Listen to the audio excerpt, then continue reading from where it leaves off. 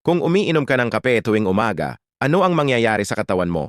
Una, matutulungan kang pumayat nito. Ang caffeine sa kape ay nakakapag-boost ng fat metabolism at nakakatulong sa katawan na mag-burn ng taba ng mas mahusay, nakakatulong sa pagbawas ng timbang at pagpapanatili nito.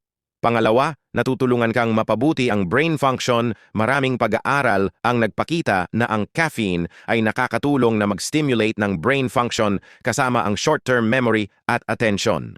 Pangatlo, natutulungan kang mag-promote ng anti-aging. Ang kape ay naging isang hinahangad na sangkap sa maraming cosmetic products.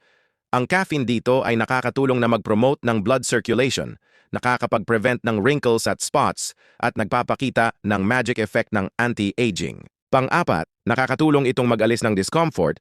Kung may headache ka, ang isang tasa ng kape ay nakakatulong na maibsan ang sakit. Ang caffeine ay may mild analgesic effect at nakakapag-relieve ng headaches at migraines. Panglima, nakakatulong itong mag-prevent ng cancer risk. Ang mga taong umiinom ng kahit isang tasa ng kape sa isang araw ay mas mababa ang posibilidad na magkaroon ng ilang uri ng cancer, particular ang liver cancer. Ang caffeine at antioxidants sa kape ay may preventive role.